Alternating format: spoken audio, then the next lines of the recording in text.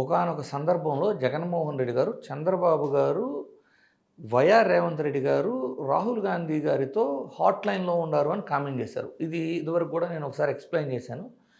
వైఎస్ఆర్‌సీపీ ఎంపీలవ్వచ్చు, ఎమ్మెల్యేలవ్వచ్చు, రేవంత్ రెడ్డి గారు ఇచ్చిన విందుకు వెళ్ళిన వాళ్ళు ఎవ్వరూ కూడా అంటే ఇండియా కూటమిలో అంటే రేవంత్ రెడ్డి గారి కోసం ఇండియా కూటమిలోకి వెళ్ళి ఎవరూ జాయిన్ అవ్వలేదు.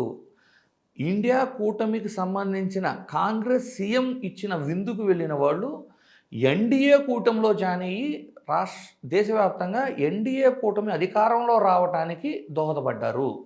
ఇక్కడ మీరు ఇంకా బాగా అర్థం చేసుకోవాల్సింది ఏమిటి అంటే అసలు ఎవరిని మోసం చేశారు? ఫస్ట్ రాహుల్ గాంధీ అనే వ్యక్తి తన మిత్రపక్షాలకి కట్టప్ప కంటే దారుణమైన వెన్నుపోటు పొడిచాడని చెప్పాలి.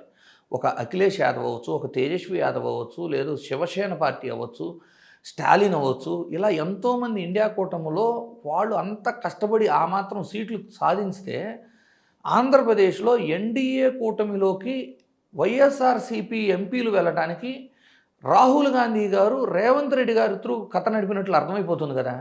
సో ఈ రోజున ఇండియా కూటమి అధికారం కోల్పోవటానికి ఇప్పుడు అధికారంలో లేకపోవటం వల్లనే కదా మహారాష్ట్ర ఎలక్షన్లో అవకతవకలు జరిగినాయి అని ఆరోపణలు అవ్వచ్చు, నిజాలు అవ్వచ్చు, ఈ రోజున మహారాష్ట్రలో గవర్నమెంట్ కోల్పోవటం అవ్వచ్చు.